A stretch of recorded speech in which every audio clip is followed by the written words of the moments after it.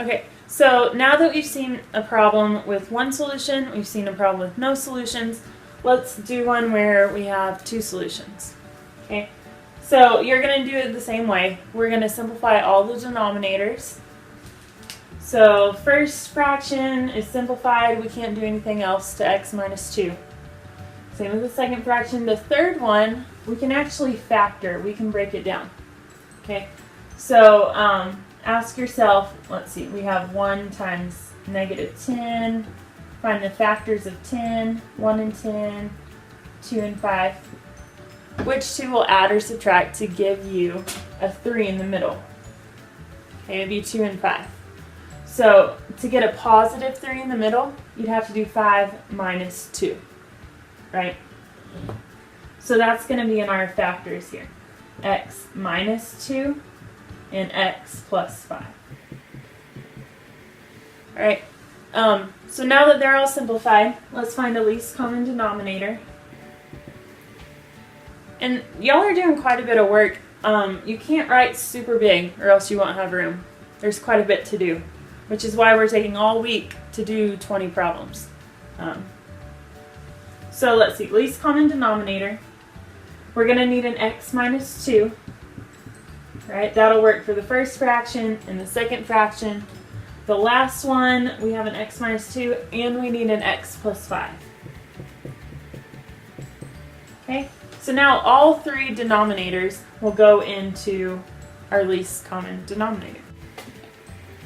So we need to get our fractions to have that denominator. Let's take the first one, 2 over x minus 2, and we're going to have to multiply by an x plus 5 in order to get that least common denominator. Okay? So what I do to the bottom, I have to do to the top. Okay, and this is what we had talked about last week. Okay? Nothing new there. We're going to distribute the 2. 2 times x is 2x. 2 times 5 is 10. Okay, so that's my first fraction. I'm going to go on to the next one. We need to have that least common denominator in all three fractions here. X plus 5. To the top and the bottom.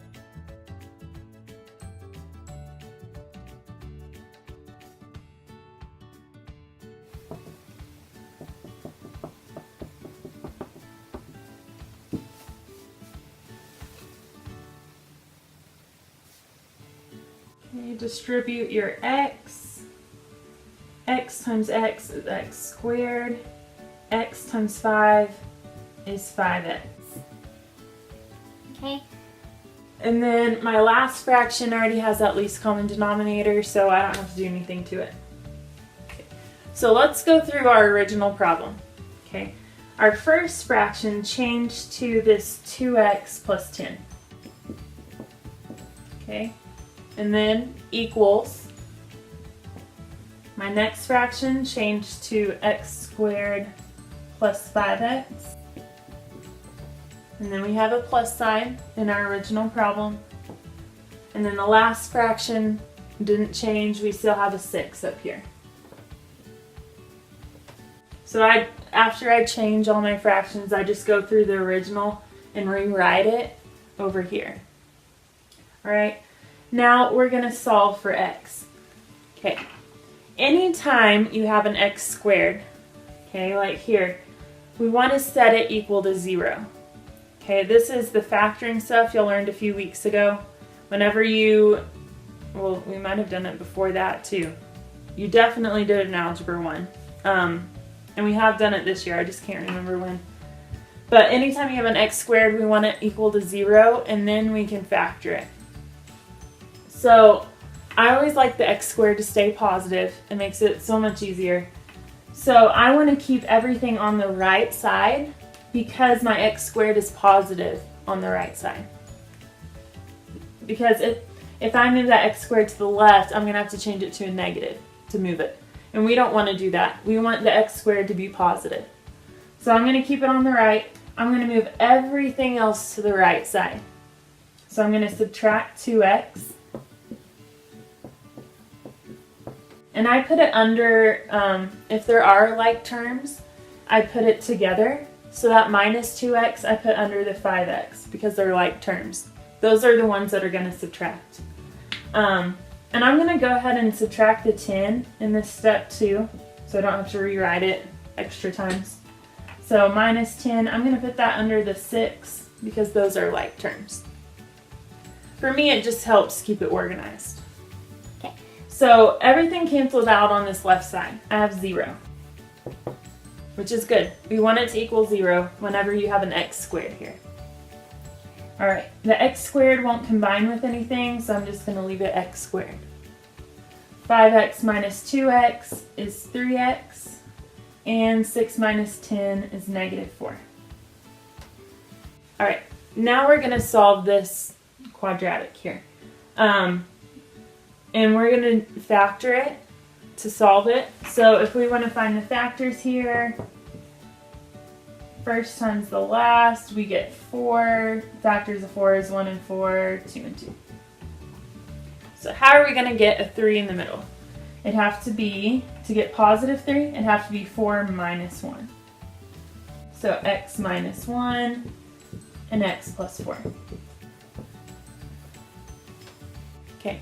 Now we're going to solve it. We're going to actually figure out what x is.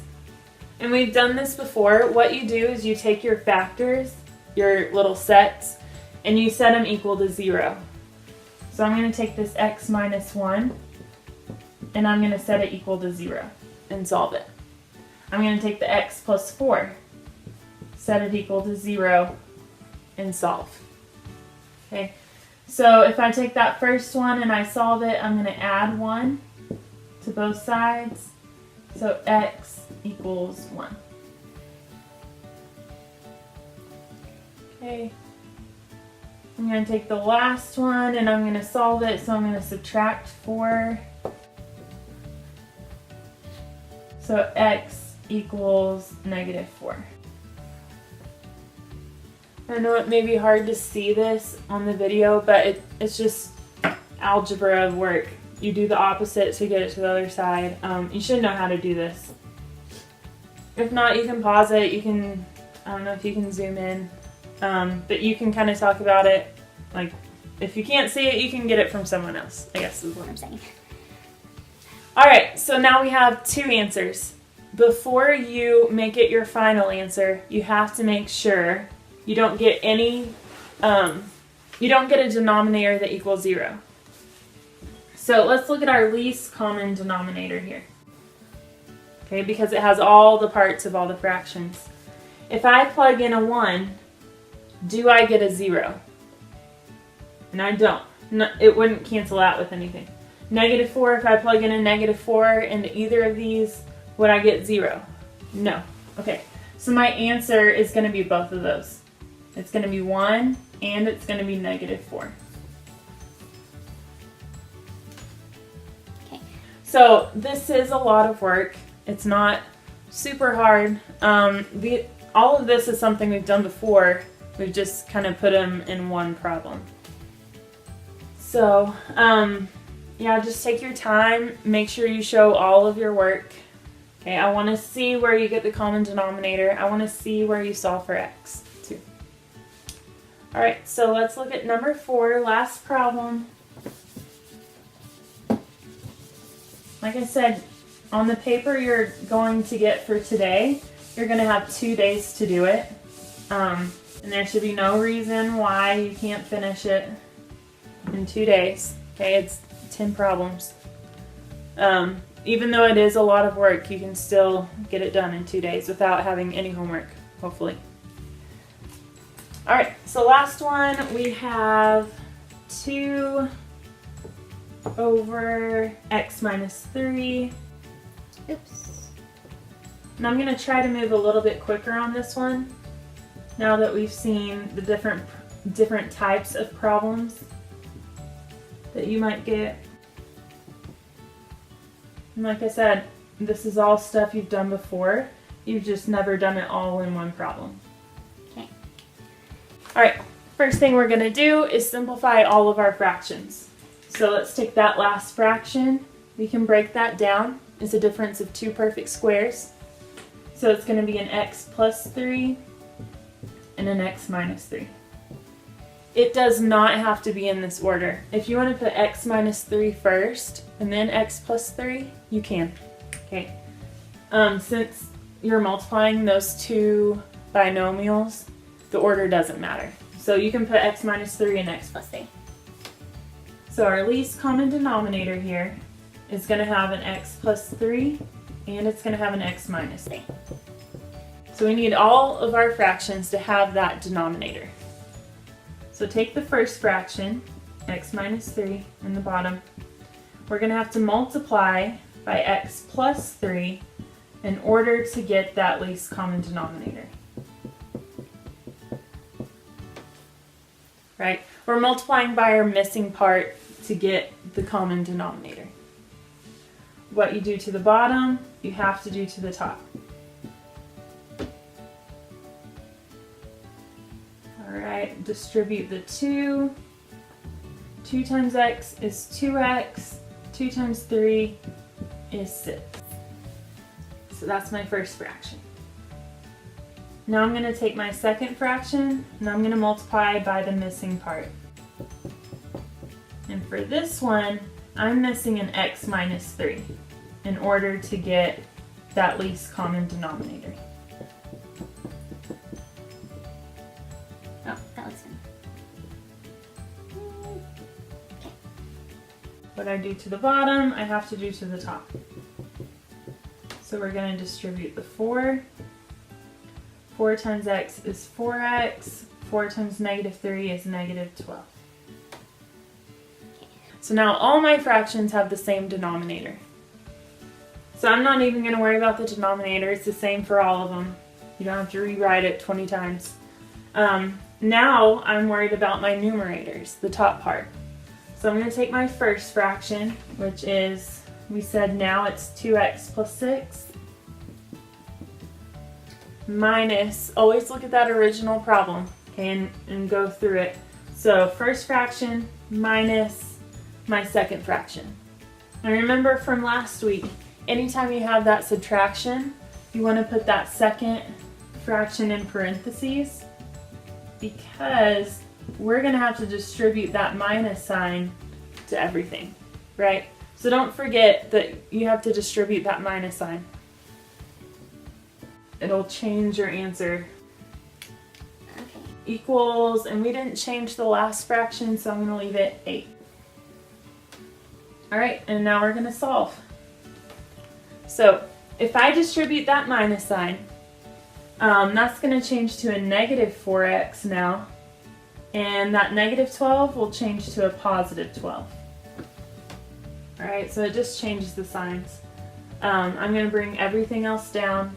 The 2x plus 6 and the 8. Okay. Combine like terms. So combine your x's. 2x minus 4x is negative 2x. 6 plus 12 is 18. Equals 8.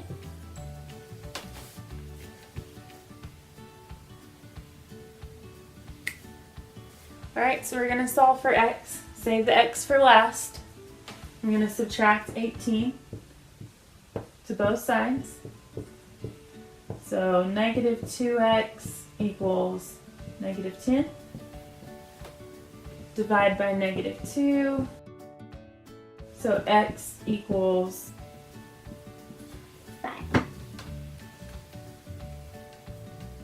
Okay, and like I said, before you write your solution, make sure that if you plug this answer into your least common denominator in any part of it, make sure you don't get a 0 because you cannot divide by 0. So if I plug in a 5, would I get a 0? No.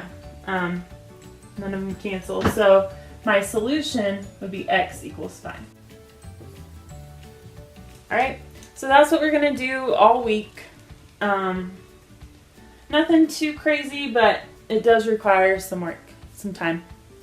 Okay, so make sure you're working, and you'll just pick this back up tomorrow too. Alright, y'all have a good day.